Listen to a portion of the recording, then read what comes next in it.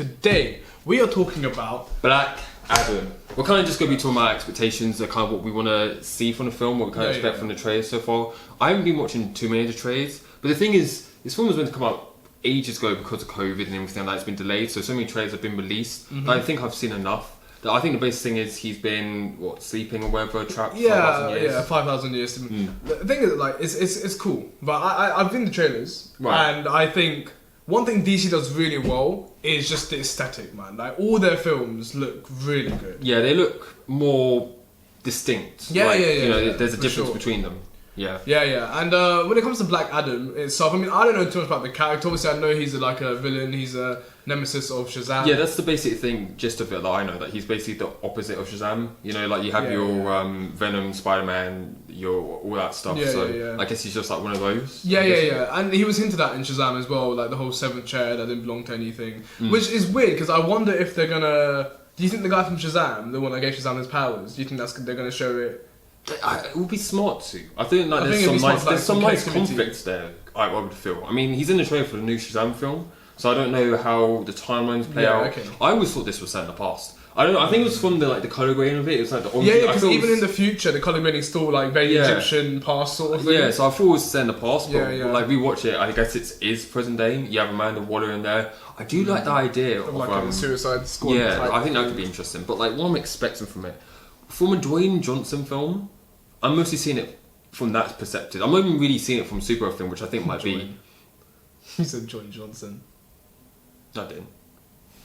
We play it from a Dwayne Johnson film. But from that sort of perspective, his films aren't very range, you know. He's like the cool action dude. He plays like the same guy in every film. Yeah, so I'm kind of expecting like a fun action romp sort of thing going on.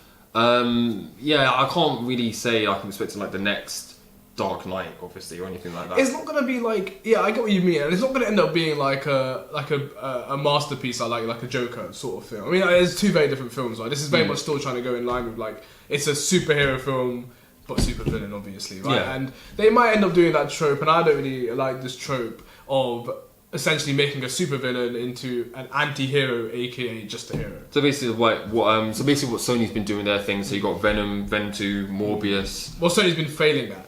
Yeah, it's not the smartest thing to do. Even the Suicide Squad, to an extent, kind of plays with this. The second one did better, but with these villains, you have to remember they're villains, and I don't get why these movies keep doing a thing where that is what I really praise Joker for, is that they didn't just turn him into like some sort of good guy. They turned him to a good guy in his own head, kind of. But at the end of the day, he left the hospital in the Joker scene. If you remember the really amazing Joker scene at the end, having clearly killed someone with blood, and it's just an amazing, haunting ending. Yeah. And so you want that sort from Black Adam? I want it to be dark, but I know it's not going to be.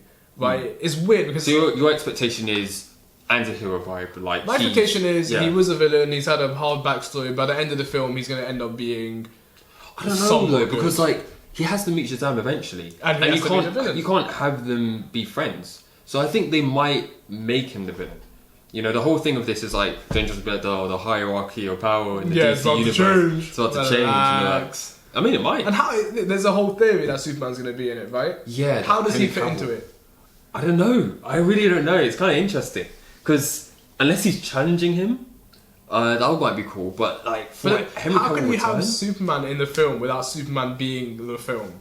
You know what I mean? Nah, I think like, you can't just have him as like a throwaway, like one scene sort of thing. You can if it's like a post-credit scene, like if you're teasing. Yeah, like it's a post-credit scene, fine, but that's not what the. And like with the new ownership of DC, I think David Zaslav, or whatever his name is, he said one of his main intentions is making sure the big three are the big three, the Holy Trinity are the Holy Trinity. So he wants Superman back in the forte, and this might be a good way. I mean, Dwayne Johnson is Dwayne Johnson. You know, he's a big pool. He's one of the biggest action stars currently. Like, he's the biggest one.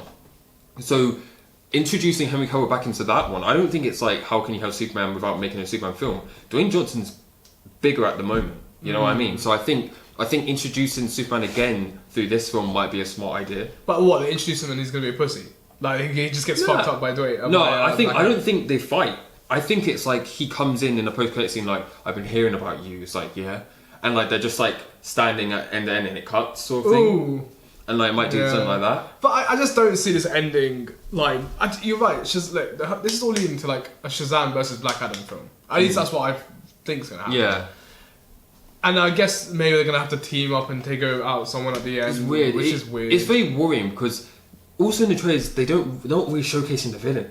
You know what I mean? Like it does feel like a Sony film where it's like, oh, the villain's kind of in the afterthought. And, like we'll get to him later. Like who's the villain in Venom 1? Fuck. Riot. Yeah. Bro, and it's just Shat is shit. Like it's shit. It doesn't make sense. And they keep doing these things with like these villains where they're just trying to humanize them and they're trying to make them into not villains. Well, you can humanize them. I think you can add a complex view of things, like something like Cobra Kai has done. But you don't need to like they made Kreese complex, but they haven't like stopped him. Yeah. Like he's still breaking out of prison. You know what I mean? It's possible, but then again, we know. Yeah, but then Kreese wasn't the main character. Yeah, true. You know what I mean? So it's hard, and I just don't know with these villains. And look, Morbius is a classic example of sometimes a villain is just a villain. Yeah, and trying to make him into anything more than a villain kind of leads to a shit film. But we'll see what I mean. It looks fun, especially from what the trailer's been saying. The action looks good. It looks like it's going to be at least a fun time. I'm interested to see how it plays out on like the villain front. That's my main interest in it. But what do you think? What do you expect from Black Adam? Are you expecting a good film, Dwayne Johnson's best, or are you expecting another stinker? Like, leave your comments down below. Let us know. Yeah. Let us know. Just last thing, I'd argue. I don't think it'll be a stinker because I think they probably do a better job than Sony would do with their villains. Yeah. Final thought. We'll just see. But yeah, thanks for watching. We'll be back soon.